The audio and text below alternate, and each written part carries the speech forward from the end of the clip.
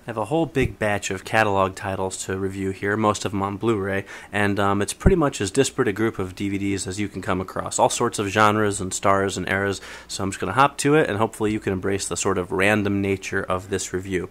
So first up, we have 3 catalog releases from Lionsgate. The first was the Stallone Rambo Complete Collector's Set, as well as Rambo, the Extended Cut. Now that would be the latest Rambo, not the original Rambo First Blood Part 2. The collector's set includes all 4 Rambo movies on Blu-ray, while the Rambo Blu-ray includes the extended cut of the film. And on top of that, you also get Lock-Up, which was one of Stallone's kind of semi-great 80s action films, sort of around this time where his career started to go downhill a little bit. Now, why all this Stallone stuff, you might ask, and of course, especially some of it being stuff we already have. And of course, you might not ask because you might already know the answer to it. The answer being it's because The Expendables is coming out in August. And with that, of course, we have tie-ins. Each of these releases comes with a, quote, a legend from The Expendables, a little extra feature there you can look at, which sort of gives you a glimpse into the world of The Expendables, and I think they're hoping that's going to move some units here. The Rambo Collector set has pretty much been available already, and Rambo has also been available on Blu-ray. This time around, again, you get an extended cut. The only real new thing there is a never-before-seen production diary featurette, and of course, The Expendables extra features.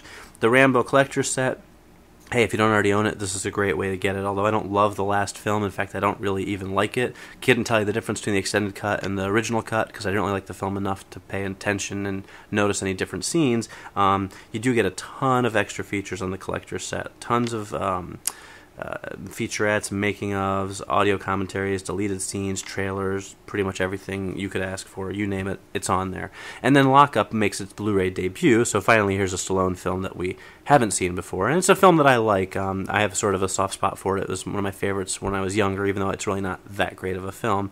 But you do get a making-of featurette, a profile of Stallone, a behind-the-scenes featurette, interviews with the cast, and a theatrical trailer. And Lock-Up looks like your typical sort of 80s movie on Blu-ray. Certainly a little better than DVD, but there's nothing too exciting about the transfer of the surround sound, although they don't really let you down either. Now, switching gears completely, we have A Star is Born, starring Judy Garland and James Mason. That would be the second of the 3 remakes of A Star is Born from 1954. And Warner Brothers has given this the deluxe treatment, 2-disc set in their hardcover book format, and it really is a great release. It's available on Blu-ray and DVD, but the Blu-ray really is the way to go. You can see that they've restored the film completely from start to finish, and if you're going to want to take advantage of all those restorations, then Blu-ray is the format to do that in. The film isn't really the greatest film from the 50s that I can think of, nor is it one of the greatest. I don't mind musicals as much as some people. This isn't one of my favorite musicals. If you're a Judy Garland fan, you'll like it because it's basically 3 hours of her and James Mason going through every sort of melodrama you could ever imagine. But if you're not into that so much, then it's not necessarily the greatest film ever. But by the same token, having never actually watched it before, it was neat to kind of go back and really get a chance to sort of experience this very well-known film. Now, the hardcover book format is nice, comes with a 40-page full-color booklet. You also get about 4 hours of special features, including deleted scenes, alternate cuts of 4 musical numbers, about an hour's worth of recording session music, a radio show, vintage footage like a Hollywood premiere telecast, and newsreel footage, a 1954 studio exhibitor reel, trailers, and all sorts of things. So it's really a really nice package. You can't go wrong with it. Blu-ray is the way to go on this one, but again, it is also available on DVD. Also from Warner Brothers, we have an oddity from their Warner Archive collection, which of course is their sort of custom-printed DVD online-only storefront, and that is Brewster McCloud, sort of a oddity from Robert Altman, the revered director. Now, I'm not a huge Altman fan, so I don't know that I'm the best judge of this movie, but it's sort of a strange film. It features a young Bud Cort as a guy who lives in the Houston Astrodome and wants to get much higher, and he wants to fly, so he designs wings. And in between the weird, quirky character dramas that go on with the characters in the film, played by Cort along with Sally Kellerman and Renee Auberjonois, and William Wyndham, there's sort of these lectures on birds, as Altman sort of view this as his bird-watching movie, even though it's clearly about these characters, and the birds are sort of a device. It certainly is an interesting film. I can't say that I particularly loved it, but hey, if you're an Altman fan, you'll probably enjoy it. It has a lot of the director's signature hallmarks, and it has been remastered for this release, which makes me wonder why they didn't just put it out as regular DVD. But a little something for everyone there, I guess. And as far as extra features go, a trailer is all you get for it. Finally, we have 3 more catalog titles from Lionsgate.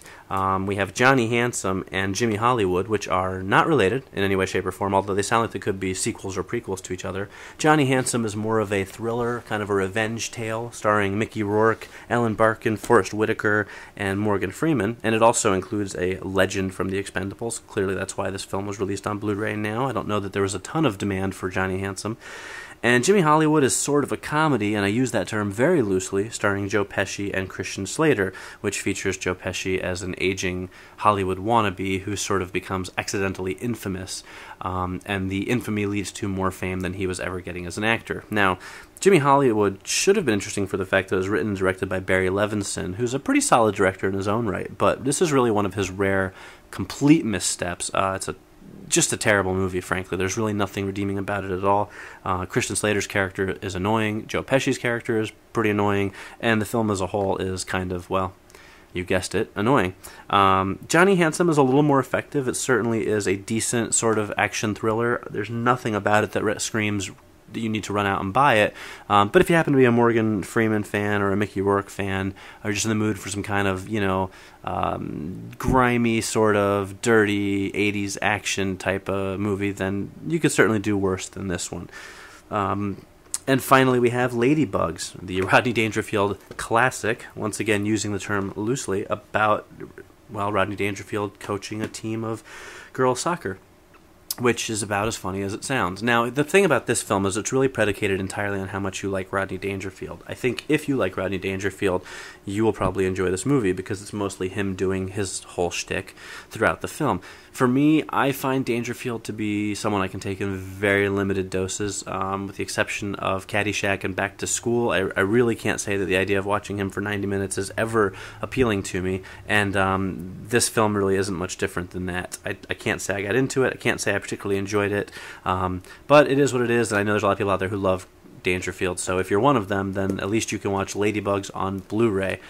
And boy, doesn't that sound funny when I say it out loud. In terms of special features on these releases, Johnny Handsome comes with 3 making-of featurettes and a video still gallery. And Jimmy Hollywood comes with absolutely nothing, which isn't terribly surprising because how much stuff could they really have made for a movie like this? And Ladybugs also comes with absolutely nothing, which actually kind of surprises me a little bit. I thought they maybe could have fit some sort of thing on about Rodney Dangerfield from the vaults somewhere.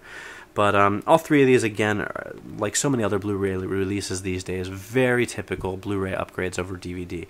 Slightly crisper imagery, slightly better colors, slightly better surround sound. In some cases, although even Johnny Handsome only gives you a 2.0 DTS HD master audio. I don't know how it can be a high-definition master audio track in 2.0 stereo, but hey, there it is. So most of these mixes are front-centered, and the picture quality, again, is slightly better than you'd get on a DVD. But if you already own these films on DVD, I don't think you need to rush out and rebuy them on Blu-ray, unless they happen to be among your very favorites.